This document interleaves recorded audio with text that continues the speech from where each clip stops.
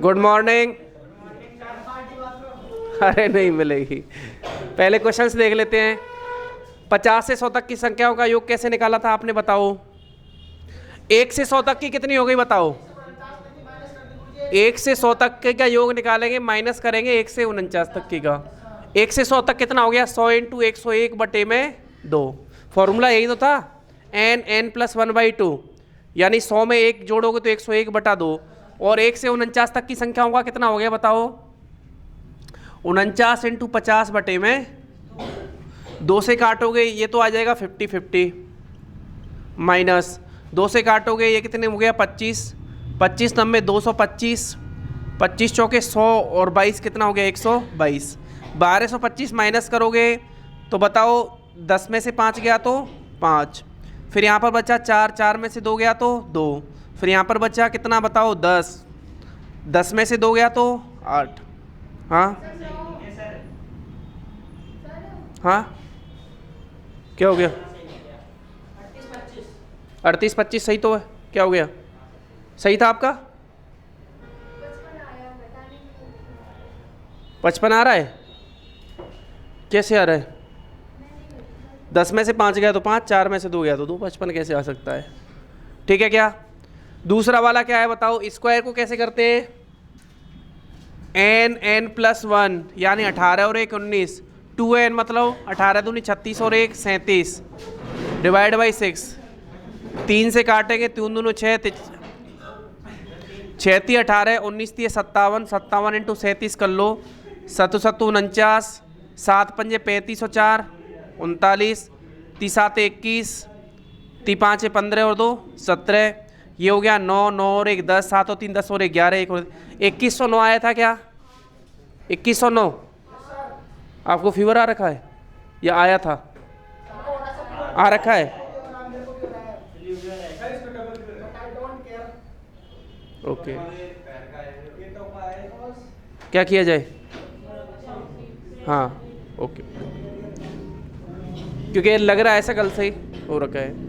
ये तीसरा वाला देखो क्या होता है ये बताओ, 19 इंटू 20 बटा 2 का होल स्क्वायर हो गया क्या, 19 का स्क्वायर होता है 361 00, ये आंसर आया क्या, तीनों के हो गए।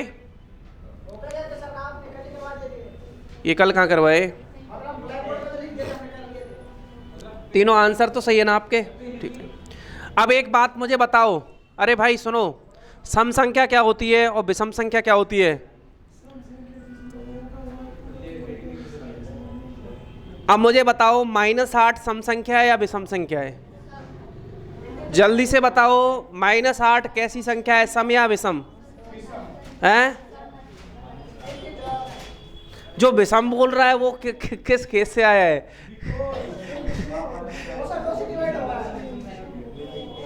अरे मेरे को तो ये बताओ, -2 -8 सम संख्या या विषम संख्या, अजय -8 सम संख्या की विषम संख्या, हाँ सम संख्या। सम संख्याओं की परिभाषा क्या होती है बताओ, जिसमें 2 का भाग जाए वो क्या होती है, सम संख्या। इवन है क्या, अब ये बता, तू बता। -8, अरे आपसे तो नॉर्मली क्वेश्चन आ गया, सम है या विषम है बताओ। -8 बिल्कुल क्यों नहीं आएगा, वो कुछ भी पूछ सकता है। निम्न में से कौन सी सम संख्या है वो तो बोल देगा, फिर क्या निकालोगे बताओ। भैया सुनो, हमने सुनो प्राकृत संख्या पढ़ी थी क्या, पूर्णांक संख्याओं को 3 भागों में विभाजित किया था क्या, पूर्ण संख्या और क्या बताओ, पॉजिटिव, जीरो और नेगेटिव, है ना। जो प्राकृत संख्या होती है उनका वर्गीकरण होता है सम और विषम। प्राकृत संख्याओं का वर्गीकरण होता है सम और विषम। इसीलिए कोई भी माइनस वाली संख्या है ना, कोई भी माइनस वाली संख्या वो विषम संख्या नहीं होगी, ना वो विषम होगी ना सम होगी। भाई साहब इसको ध्यान रखो ना, प्राकृत संख्याएं। और सुनो दूसरी बात, अगर वो दे रखा है, अगर आपको दिया हुआ 1.4 सम है कि विषम है बताओ, 1.4 सम है या विषम है। सम होता है इवन संख्या और ऑड। अरे मेरे को ये बताओ 1.4 सम है या विषम है, ये भी नहीं है, क्योंकि अरे मेरे भाई सुनो, प्राकृत संख्या है, किसका वर्गीकरण है बताओ? पूर्णांक का ही तो होता है। अरे सभी प्राकृत संख्या कैसे चलती है बताओ? 1 2 3 4 5 6, तो इनमें पॉइंट वाली संख्या तो शामिल होती नहीं है। इसका मतलब हमें ध्यान रखना है, कभी कोई पूछ लेना कि जो पॉइंटों में संख्या होती है, भले ही इसमें 2 का भाग जा रहा है, भाई 1.4 में भाग लगा दो 2 का, 0.7 बार जाएगा ना, भाग तो जा रहा है, फिर क्यों नहीं है बताओ? क्योंकि ये जो वर्गीकरण है वो प्राकृत संख्याओं का है, सम और विषम। तो ये बात ध्यान रख लेना कि सम और विषम किसका वर्गीकरण है? प्राकृत संख्याओं का। ठीक है, समझ में आ गया अजय? तो इसको लिख लो बस। इसीलिए पॉइंट वाली कोई भी संख्या और माइनस वाली कोई भी संख्या, चाहे उसमें 2 का भाग जा रहा है, तो भी वो क्या नहीं होगी बताओ? सम या विषम नहीं होगी। क्लियर है? भाज्य और अभाज्य क्या होती है बताओ?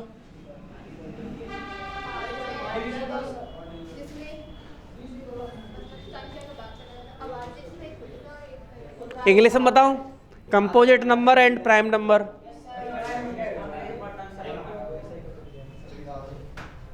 अरे नंबर्स के बारे में आना जरूरी है, तभी आप मैथ कर पाओगे, नहीं तो नहीं कर पाओगे भाई।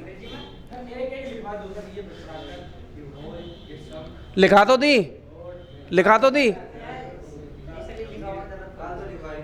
अरे लिखवाई तो थी, एक एक लिखो। भाज्य संख्या और अभाज्य संख्या लिखो। अभाज्य संख्या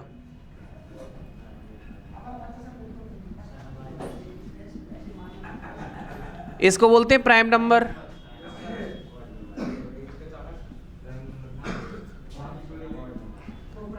ऐसी संख्या जिनके केवल 2 गुणनखंड होते हैं, जिनके केवल 2 गुणनखंड होते हैं,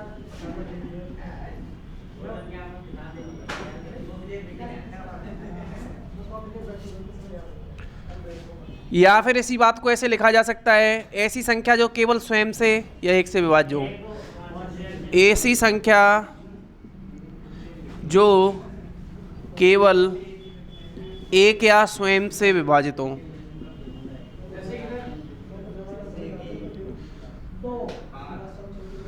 जैसे कि 2 3 5 7 9 11 13 17, 2 आएगा ना?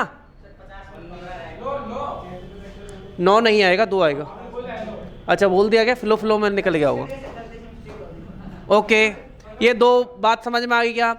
अभाज्य संख्याओं का एचसीएफ हमेशा 1 होता है। ठीक है, ये बात लिख लो। अभाज्य संख्याओं का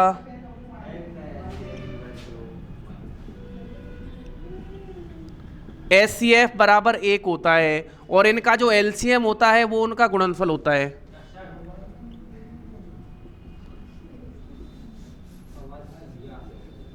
क्योंकि ज़्यादातर नंबर सिस्टम में एक कभी क्वेश्चन पूछेगा तो कहीं से पूछे ना पूछे, अभाज्य संख्याओं से जरूर पूछता है। ठीक है क्या? तो HCF highest common factor, LCM होता है तो उनका मल्टीपल, उनका गुणा।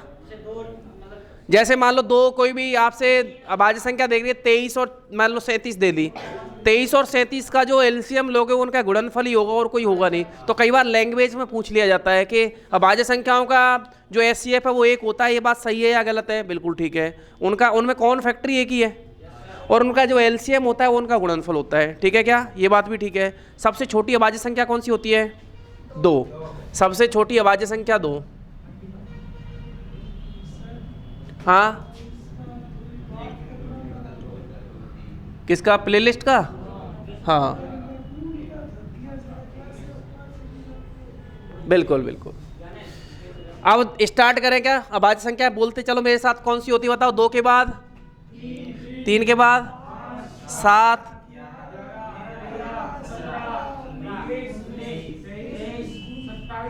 27 में तो जाता है ना, 33 में जाएगा,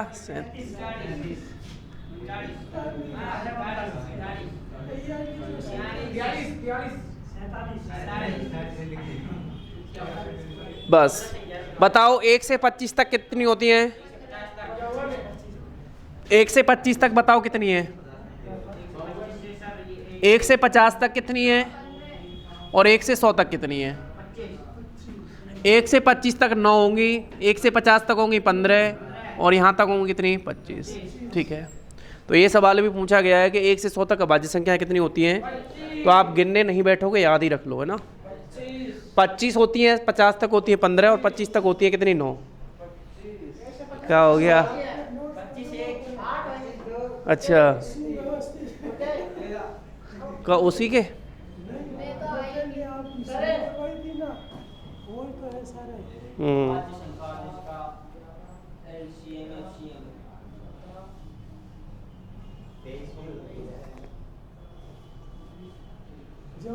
जब आप आएंगे शुरू में स्टार्ट की थी आपने, तो एक पेज और पेन ले लो, इसको तो मुझे दे दो। एक बार देखने दो। नहीं नहीं, सही लिखा हुआ है इसमें यार, काफ़ी बढ़िया लिखा हुआ है। हाँ तभी तो कह रहा हूँ। और अभाज्य संख्या हमेशा 6n ± 1 के रूप में होती है, ठीक है।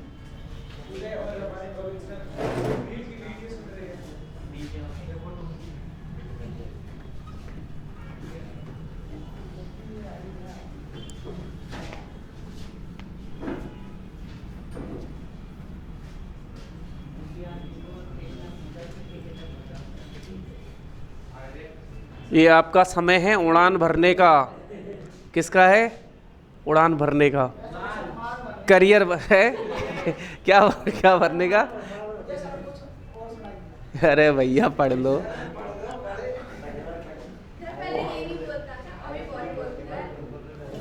ये ना इंतजाम होगा इसका। इस पापा का नंबर लिया था मैंने, अभी बात होगी शाम को। भाई सुनो, सेकंड बात इधर देखो। अभाज्य संख्या कैसे पहचानते? एक दिन मैंने बताया था कि आपको कैसे पहचानते, बताओ। 6 का भाग देने पे क्या बचना चाहिए? 1 या 5।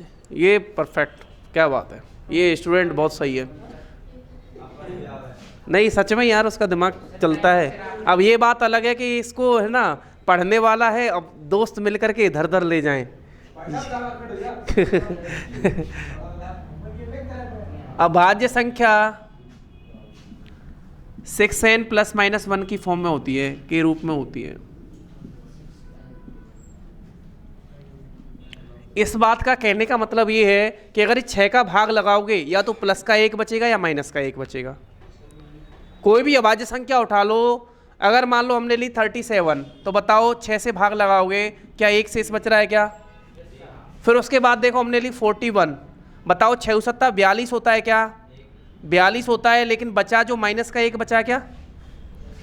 या फिर वो प्लस का 5 मान लो। 1 या 5 या माइनस ±1 का मतलब है या तो माइनस का 1 और प्लस का 5 एक ही बात है ना। क्लियर है? अच्छा, ऐसी कौन सी अभाज्य संख्या है जो केवल 2 के अंतर पे है? ऐसी कितनी अभाज्य संख्या है जिनमें 2 का अंतर है? 3 लगातार अभाज्य संख्या है जो 2 के अंतर पे हैं। लगातार 3 संख्या है बताओ जो 2 के अंतर पे अभाज्य संख्या है। 3 5 7 11 13। अरे भैया 3 5 और 7 ये केवल लगातार 3 संख्याएं ही होती हैं। केवल 3 लगातार अभाज्य संख्याएं।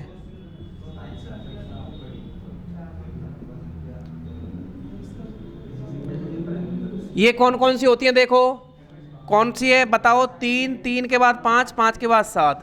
इसके बाद में आपको है ना कभी भी कोई भी अभाज्य संख्या है ना, कभी भी लगातार 3 अभाज्य संख्या नहीं मिलेंगी जो 2 के अंतर पे हों। नहीं तो अच्छा ला रहा है। तेरे कितने आ रहे हैं?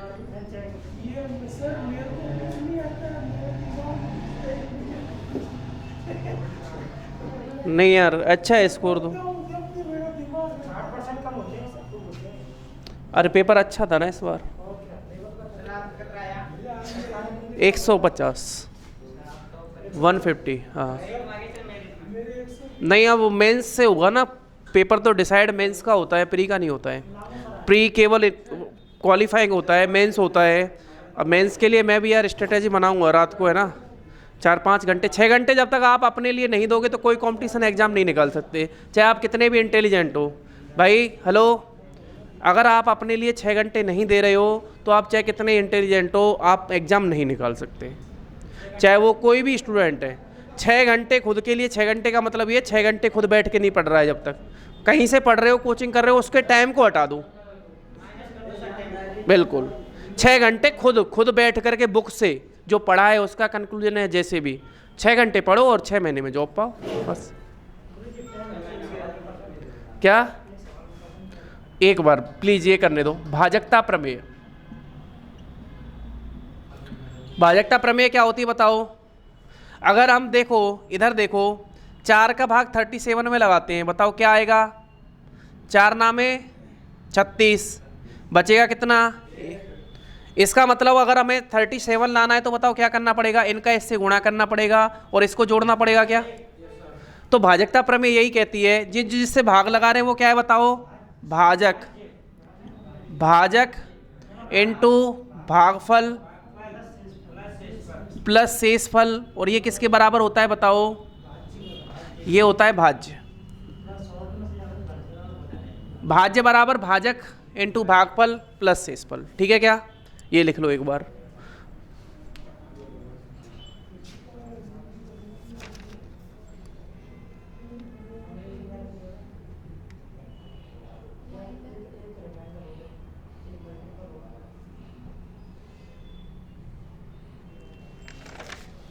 अगर आपको ये समझ में आ गया तो क्वेश्चन लिखो। और हाँ, ये प्रमेय समझ में आ गई क्या, लिखो। भाजकता के किसी सवाल में, भाग के किसी प्रश्न में, ऐसे लिखो, भाग के किसी प्रश्न में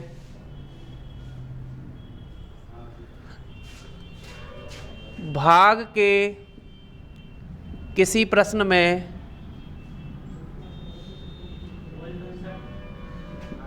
भाजक भागफल का 10 गुना है, भागफल का 10 गुना है,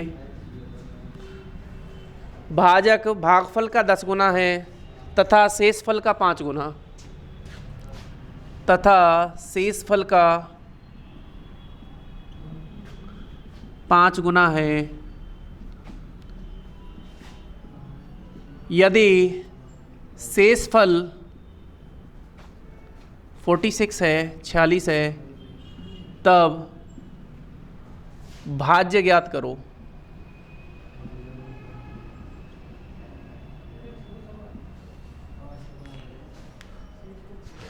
जल्दी से, इसी प्रमेय पे आधारित है। वो डायरेक्ट ऐसे नहीं बोलेगा कि बच्चों की तरह के चेक करके बताओ कि हमारा भाग सही था कि गलत। बिल्कुल हाँ, यानी वो कौन सी संख्या है जिसमें हम भाग लगा रहे हैं, अब इसके अनुसार बता के बताओ। और ज्ञानी से आंसर चाहिए।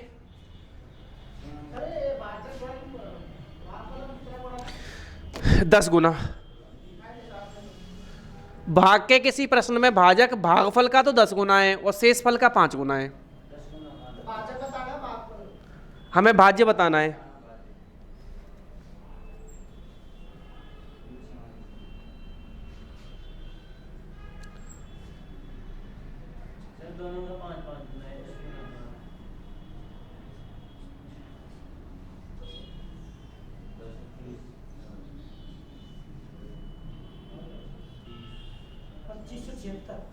पच्चीस सौ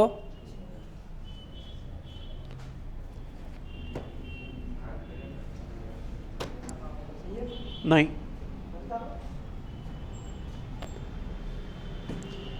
और ये सवाल आया हुआ है, प्रीवियस ईयर सवाल है, वो सीधा सवाल तो 10 गुना करें सर इसका। हाँ तो 2300 हो गए सर। हाँ 2300। हाँ 46 गुणा 5 करते हो तो 230 आ रहा होगा। 230 कौन है बताओ। बहुत बढ़िया, 5 3 3 6 बिल्कुल ठीक आंसर है।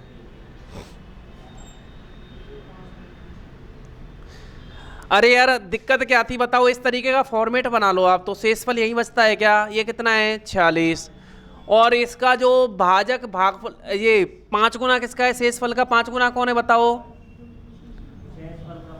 भाजक शेषफल का 5 गुना है क्या, यानी ये कितना है बताओ 230। 230 है क्या, बिल्कुल बिल्कुल बिल्कुल ठीक है। यदि शेषफल इतना है तब भाजकता, सॉरी भाज्य ज्ञात करो।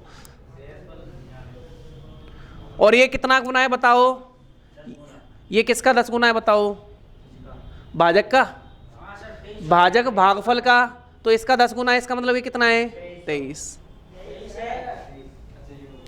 इसका गुणा इससे करते हो 23 का स्क्वायर होता है 529 होता है क्या, और इसमें 46 जोड़ दोगे आंसर आ जाएगा 6 9 और 4 13। समझ में आया क्या चिंटू?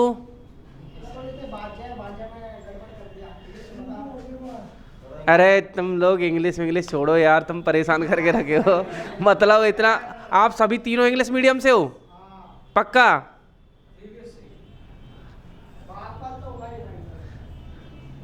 रिमाइंडर तो वो होता है शेषफल, क्यूसेंट, क्यूसेंट सुना ही नहीं है, वैसे ही दे रहे, सुना है क्या कोसेंट?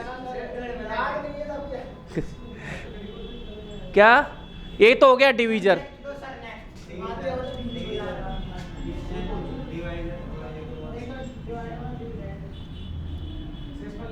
ये है डिविडेंड,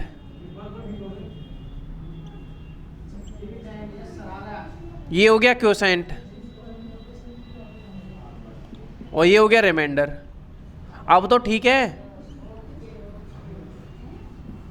एक बार जिन स्टूडेंट को समझ में नहीं आया वो दोबारा से देख लो, बहुत आराम से है ना, बहुत आराम से देखते हैं। भाग के किसी प्रश्न में भागफल जो भाजक है वो कितना गुना है बताओ, भागफल का 5 गुना, और यही भाजक शेषफल का कितना है 5 गुना। तो भाजक शेषफल अगर 46 है तो 46 का 5 गुना कितना हो जाता है बताओ, 230। और ये जो है भाजक, ये भागफल का कितना गुना है बताओ, 10 गुना। यानी इसमें 10 का डिवाइड करते हमारे पास ये आ जाएगा क्या? क्लियर है?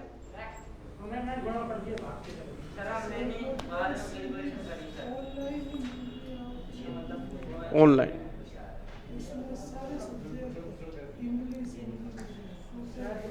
बिल्कुल, मतलब आज पूरा करवा देंगे, लिंक है ना। एक और क्वेश्चन देखो, विभाजन के किसी प्रश्न में, जल्दी से लिखो, विभाजन के किसी प्रश्न में भाजक भागफल का 4 गुना है, भाजक भागफल का 4 गुना है, भाजक भागफल का 4 गुना है,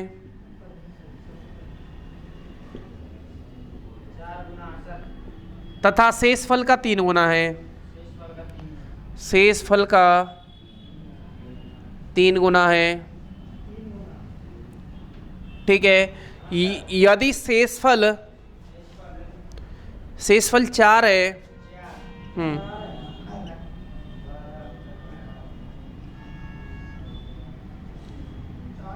4 है, तब भाज्य बराबर ज्ञात करना है।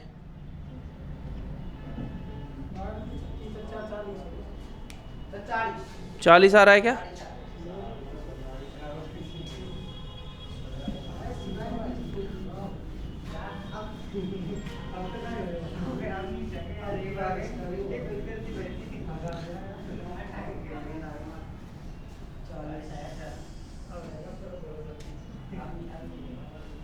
अच्छा, ग्रेजुएशन वाला एग्जाम कब है? 7-8 जनवरी को है क्या? आ गया यार ग्रेजुएशन वालों का तो।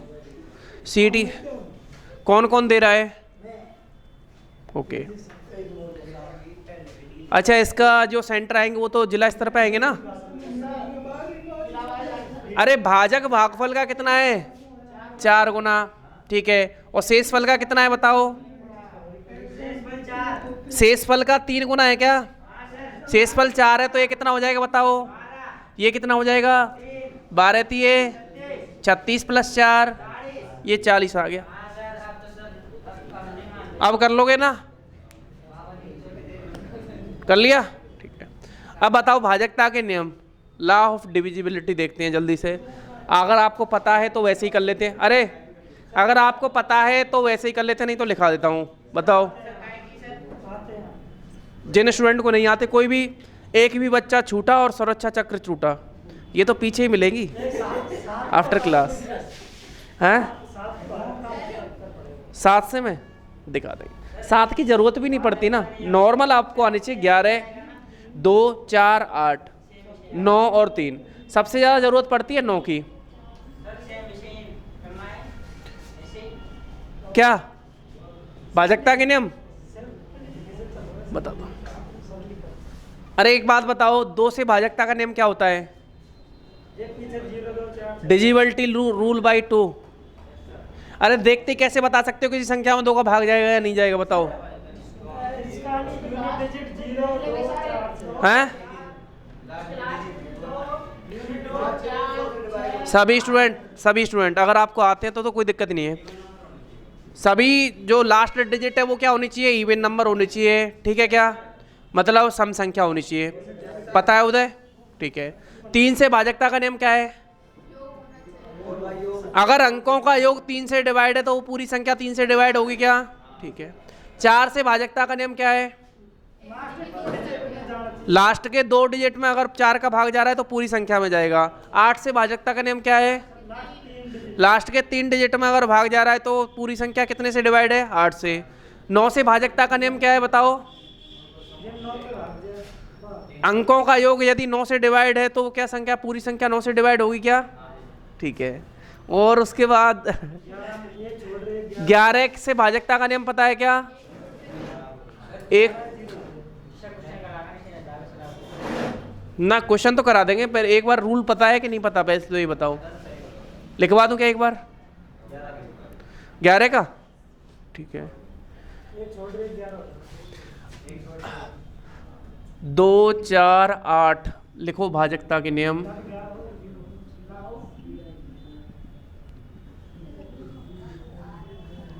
3 9 11 बस, और 6, ठीक है। इकाई अंक सम संख्या,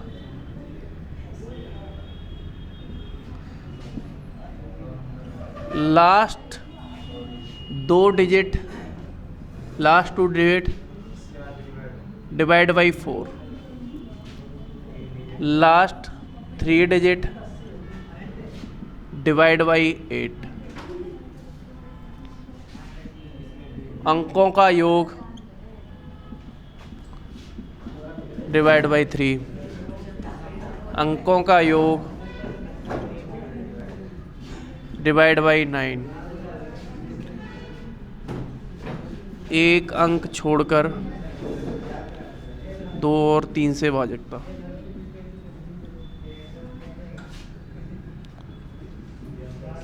एक अंक छोड़कर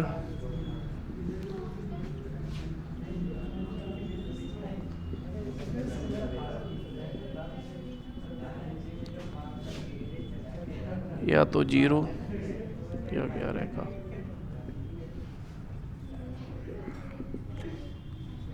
क्लियर है क्या? ये है बस हमारे पास पूरा का पूरा जो निचोड़ है वो ये है, ठीक है। डायरेक्ट 2 से भाजकता देखनी है तो इकाई अंक सम संख्या होनी चाहिए। 3 से 4 से भाजकता देखनी है, लास्ट के 2 अंक में अगर 4 का भाग जा रहा है तो पूरी संख्या में जाएगा।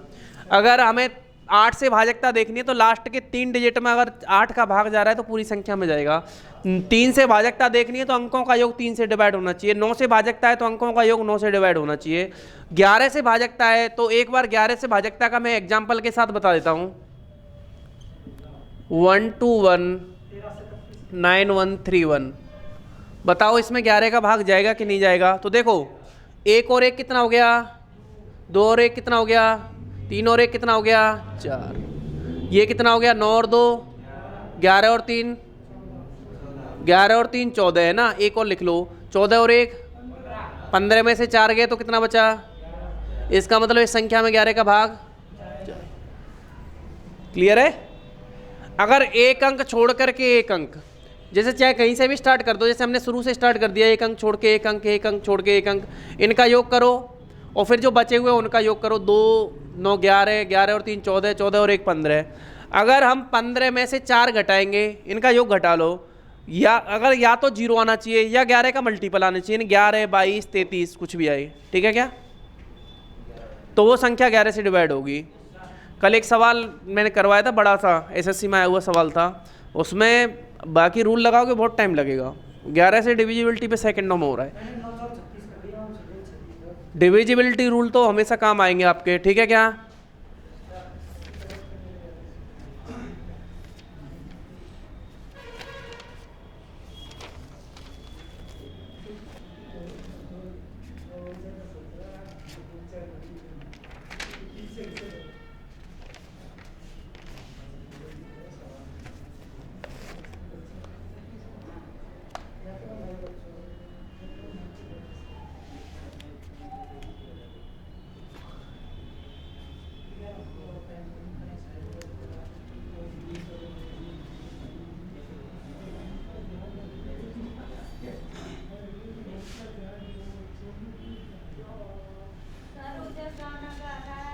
कौन सो?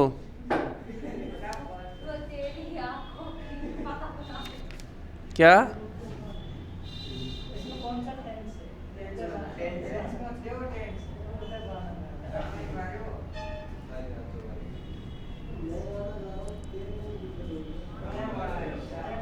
अच्छा, आपको आप लोगों को जातीय मान और स्थानीय मान पता है क्या? फेस वैल्यू और प्लेस वैल्यू पता है क्या? कभी पूछ ले तो।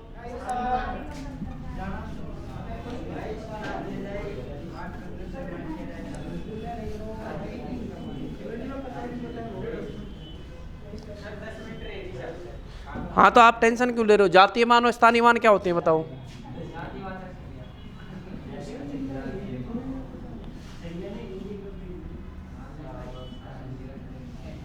इसे बोलते हैं प्लेस वैल्यू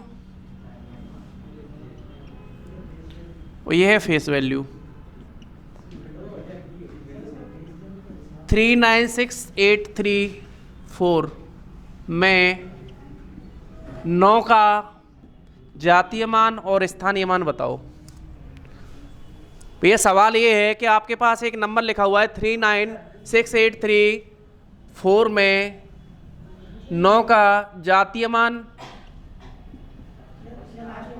ज्ञात करना है और स्थानीय मान कितना हो जाएगा बताओ? देखो, जातीय मान यानी फेस वैल्यू खुद वो संख्या होती है। जातीय मान मतलब खुद संख्या, यानी 9 का जातीय मान खुद 9 ही होगा। क्लियर है क्या? स्थानीय मान मतलब प्लेस वैल्यू कौन से स्थान पे आ रही है बताओ। तो 9 के बाद जितने भी अंक हैं उनको 0 कर दो, 1 2 3 4, बस ये अपने पास हो गया। क्या? वो तो 4 का था। क्लियर है? 4 हो गया। कई बार सवाल में ये पूछ लिया जाता है, एक सवाल लिख लो लास्ट एंड फाइनल, 5 4 8 3 149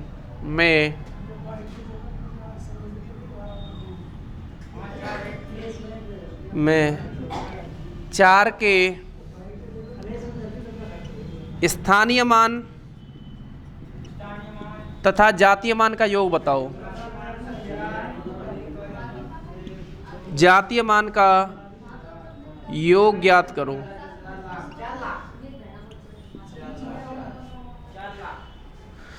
4 लाख।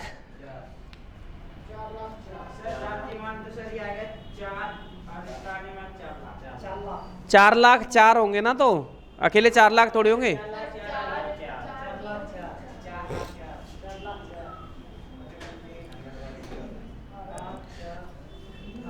अच्छा, बार वाली संख्या करना आती है क्या आपको? 0.123 बार, इसका सरलतम रूप बताओ। सरलतम रूप लिखो। चलो इसी से मैं 2-3 आपको इसको क्लियर करवा देता हूं। अरे इनको कैसे सॉल्व करते हैं बता देता हूं ना।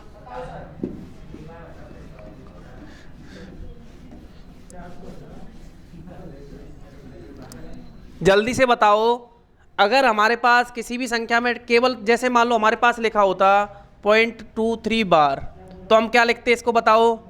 23 बटे में जितनों पे बार उतनों पे 9 लिख लो। ये तो डायरेक्ट हो जाता है, ठीक है क्या? अगर मान लो 3 संख्या होती 0.234 और तीनों पे बार होता तो 2 3 4 बटे में 9 9 9, ये लिख देते क्या? लेकिन यहां पर क्या किया इसने, 1 2 को तो छोड़ दिया और 3 पर बार लगा दिया। अब इन सवालों को कैसे करते हैं इधर देखना ध्यान से। पहले लिखो 123, लिख लिया। फिर जो बिना बार का है, जिसके बाल नहीं है, उसको काट दो, हटा दो, मतलब ठीक है। जिस पे बार नहीं है उसको हटा दो, ठीक है। तो हटा दो कितनों को? 12 को। जिस पे इधर देखो, जिस पे बार है उसे लिखेंगे 9 और जिस पे बार नहीं है वो क्या है? 0 0। 123 में से 12 गए तो 3 में से 2 गया तो 1, 2 में से 111 बटा 900। क्लियर है क्या? ऐसे करिए, आराम से समझ लो।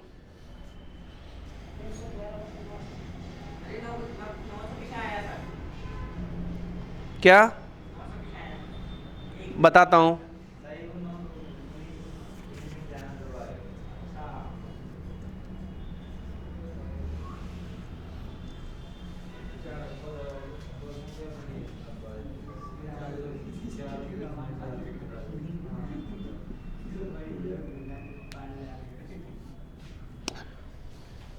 इधर देखो, ये दोबारा से देख लो भाई, 900 कैसे आया? 123 में से जिस पे बार नहीं है उसको हटा दो, माइनस कर दिया। जिस पे बार है उसे लिखेंगे 9 और जिस पे बार नहीं है उसको लिखेंगे 0 0। अगर यही संख्या ऐसे होती 0.123 और ये 2 3 पे बार है, इसका आंसर बताओ मुझे, 990 इसका आंसर बताओ, लिखो आराम से। सर 122 एक का तो सही तो पहले 122 माइनस 122 भाई 123 में से पहले कितना घटाएंगे? जिस पे बार नहीं है वो घटा देंगे, जितनों पे बार है वहाँ 9 9 लिखेंगे, जिस पे नहीं है वो 0। 122 बटा 990। समझ गए क्या? अजय समझ में आ गया? ठीक है, अगर समझ में आ गया तो ये बताओ 3 की घात 98 को, हाँ 2 पर है तो 2 पर है, जिस पे बार नहीं है उसको माइनस कर दो, ठीक है, और जितनों पे बार है उतनी 9 लगाओ और जिस पे नहीं है उसको 0 लिख दो, ठीक है क्या? ये बताओ 3 की घात 98 को 5 से डिवाइड किया जाए तो शेषफल क्या आएगा? कैसे?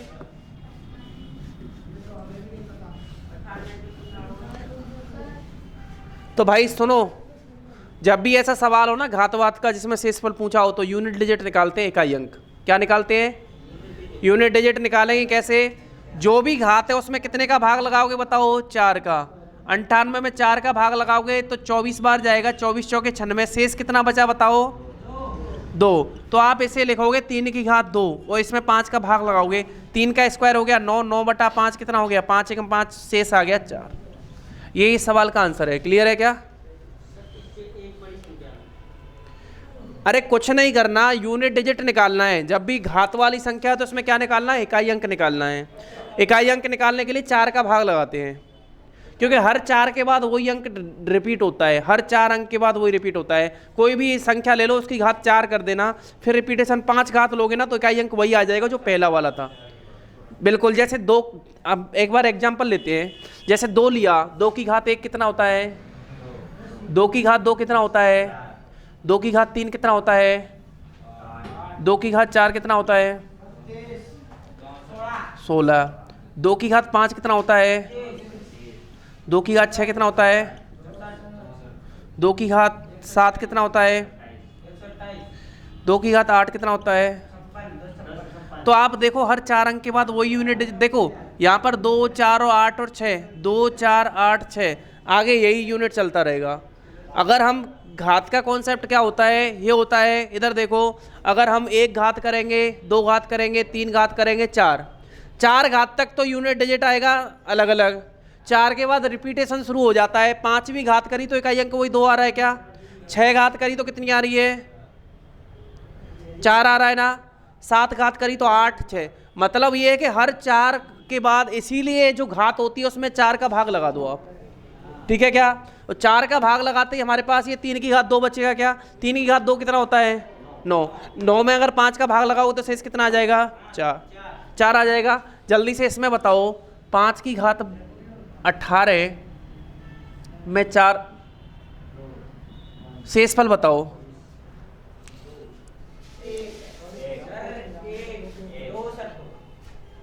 कितना?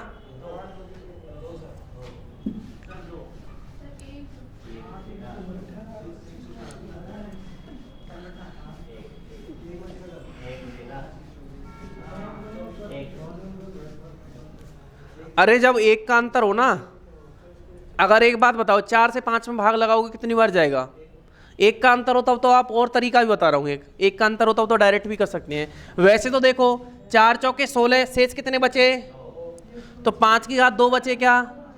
25। 25 में 4 का भाग लगाओगे तो 4 से 24, एक शेष आएगा क्या? अरे 18 में अगर 4 का भाग लगाते हैं तो कितना शेष आता है? यही 2 तो लिखे हैं, तो फिर एक आंसर गलत क्यों बता रहे थे आप? जब भी एक घात का अंतर हो ना, जैसे 5 की घात 18 में 4 का भाग लगा रहे हो, बताओ 4 का भाग लगाओ तो -1 बार जाएगा कि नहीं जाएगा 5 में? अगर 5 की घात 18 है उसमें 4 से भाग लगा रहे हो, 4 से डिवाइड करोगे तो कितना आएगा? 1 बार जाएगा कि नहीं जाएगा? 1 बार जाएगा। 1 की घात 18 कितना हो जाएगा बताओ? पहले 5 को 4 से डिवाइड कर दो, 1 की घात 18 1 ही आएगा क्या? ठीक है। जब एक घात का अंतर हो तो आंसर एक ही आना है, ठीक है। अगर मान लो मैंने लिखा 17 की घात 18 बटा 18, इसका आंसर बताओ। 17 की घात 18 बटा 18, तो 18 से भाग लगाओगे तो क्या 17 में माइनस का 1 आएगा क्या? और -1 की घात सम संख्या प्लस होगी क्या? -1 की सम संख्या घात सम संख्या है तो प्लस का 1 आएगी, और -1 की विषम संख्या लोगे तो माइनस आएगा। क्लियर है क्या? कहाँ पे 17 की घात 20 बटे में 18 है ना?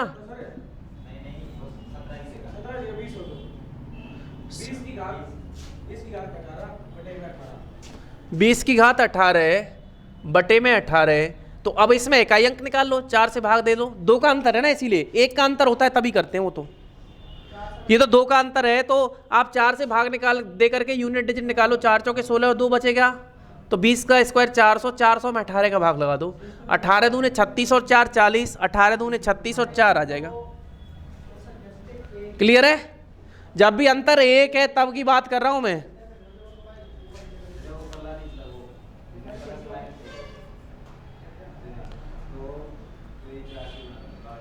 पक्का?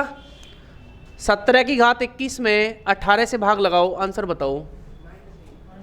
माइनस का 1 आएगा क्या? बहुत बढ़िया। कैसे? आपने भाग लगाया, यहाँ आएगा -1, और -1 की घात विषम संख्या -1 आएगा। -1 की घात सम संख्या, ये कॉन्सेप्ट भी याद रखना। माइनस की घात सम संख्या होती है प्लस, और माइनस की घात विषम संख्या होती है माइनस। क्लियर है क्या? इसमें कितना बचेगा? -1 आ रहा है ना? हाँ, 18 में से 1 गया तो 17 बचेंगे।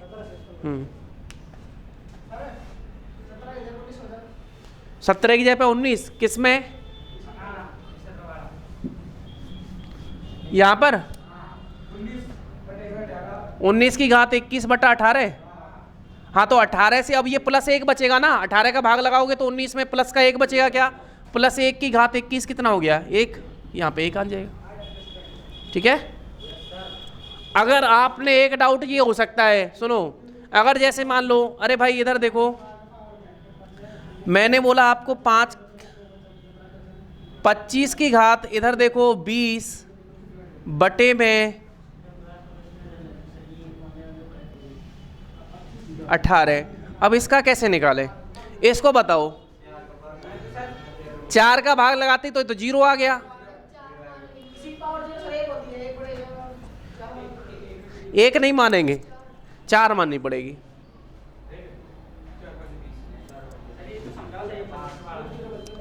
बिल्कुल बिल्कुल समझ।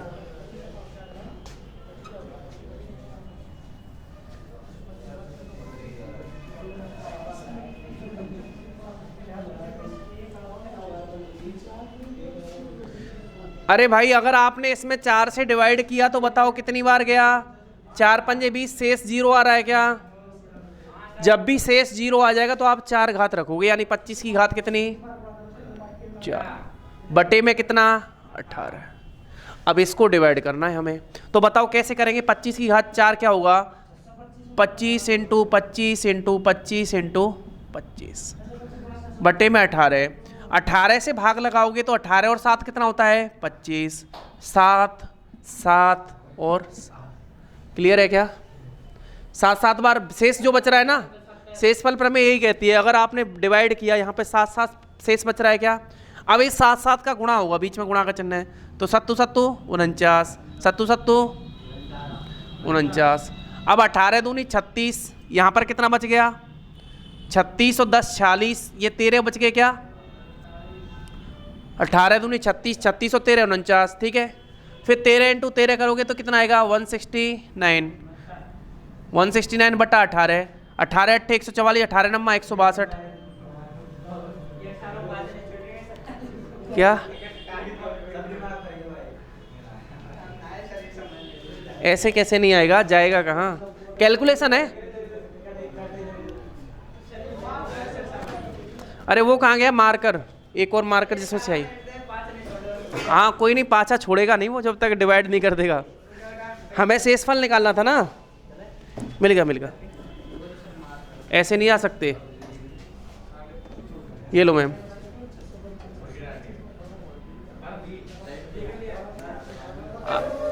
आराम से देखो भाई, इधर देखो।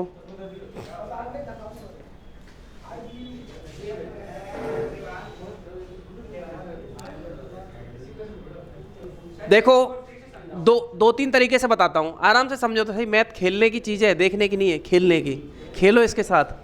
हमें 25 की घात 4 में कितने का भाग लगाना था? 18 का। ठीक है क्या? इधर देख लो, 18 का भाग लगाओ 25 में, कितनी बार कितना शेष बचता है?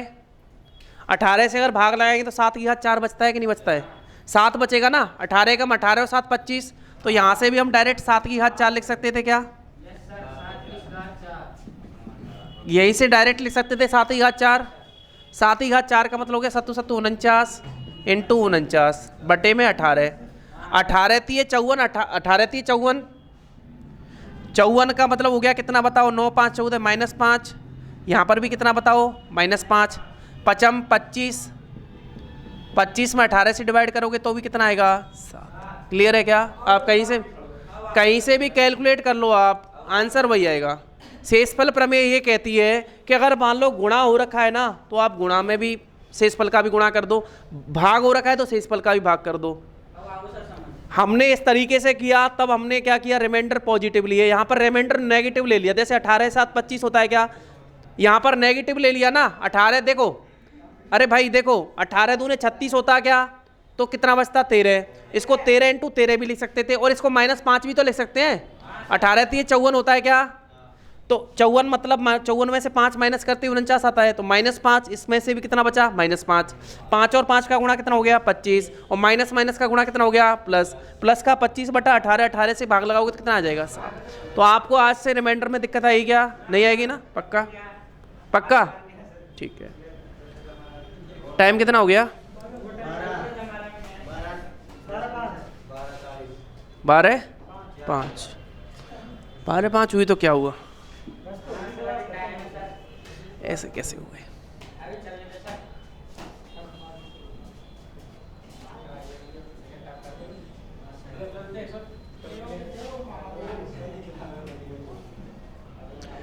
सुनो, एक और क्वेश्चन लिख लो। लास्ट एक क्वेश्चन लिखो लास्ट।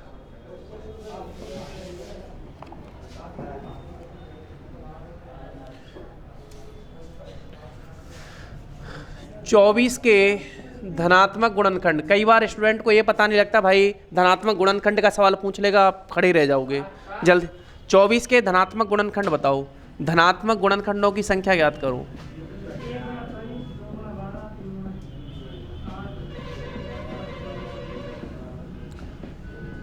ये क्वेश्चन मैंने पहले जो स्टूडेंट आए थे उनको कराया हुआ है। जल्दी से मेरे को बताओ कि 24 के गुणनखंड कितने आएंगे।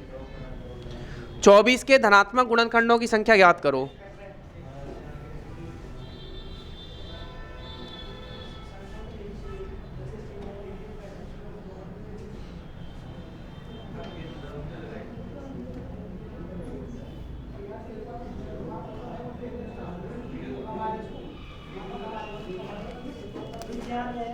कितना? यही तो बात है जो मैं मेरी क्लास में पहले तो आप तो थे यार, आपको तो आना चाहिए। गुणनखंडों की संख्या कैसे निकालते हैं? पहले इसके जो अभाज्य गुणनखंड ज्ञात करेंगे। अभाज्य गुणनखंड ज्ञात करेंगे। ऐसा बताओ 24 के गुणनखंड क्या क्या होते हैं बताओ। 8 × 3 24 होता है क्या? बिल्कुल सही है क्या? इसको क्या लिख सकते हो आप? 2 की घात 3 इंटू 3 की घात 1। पहले इसको अभाज्य गुणनखंड में तोड़ेंगे। मतलब अभाज्य गुणनखंड का मतलब समझ गए क्या होता है? जैसे ये 2 है, समझना ये अभाज्य संख्या है कि नहीं है? ये 3 है, ये भी क्या है? अभाज्य संख्या है क्या? बिल्कुल। अभाज्य गुणनखंडों में तोड़ लिया। अब क्या करेंगे बताओ? 3 में 1 देखो, जो भी घात आए समझ लो, जो भी घात आए उसमें 1 जोड़ो। घात कितनी है बताओ? 3। तो 3 + 1 4। जो भी घात आए उसमें 1 जोड़ो। 1 + 1 कितना होता है? 2। 4 × 2 कितना हो गया? 8। यही आंसर है क्या? समझ गए? तो जल्दी से 200 के और बता दो, और फिर अगली क्लास है आपकी साइंस की। बताओ 200 के। देखे कौन सा स्टूडेंट है जो जल्दी से 200 के गुणनखंड बता देगा सेकंड में, इसी तरीके से। भाई सवाल पूछ लिया जाता है गुणनखंडों की संख्या, वहाँ बैठोगे निकालने के लिए नहीं निकलेगा जब तक नहीं पता होगा कॉन्सेप्ट। 200 को क्या लिखोगे बताओ जल्दी से? 25 अट्ठे 200। 25 क्या होता है बताओ? 5 का स्क्वायर, और ये होता है 2 की घात 3। अब ये अभाज्य गुणनखंड हो गए ना, 5 और 2। 5 और 2 में कुछ भी कॉमन नहीं है ना, सहभाज्य। तो बताओ 2 + 1 कितना हो गया, और 3 + 1 कितना हो गया, इनका गुणा कर दो। 3 × 4 कितना हो गया, 12। अगर समझ में नहीं आया तो कल पूछ लेना, देख लो, ठीक है क्या, आ गया, ठीक है। तो 500 के करके बता देना, ठीक है, 500 के गुणनखंड बता देना, ठीक है, बता दो, अभी बता दो, मैं बताऊं क्या। हाँ, 125 का 4 गुना होता है 500, 125 का 4 गुना होता है 500, ठीक है क्या। 125 हो गया 5 का क्यूब, ये हो गया 2 का स्क्वायर, 3 और 1 4, और 2 और 1 3, वही 12 आ गए, ठीक है क्या।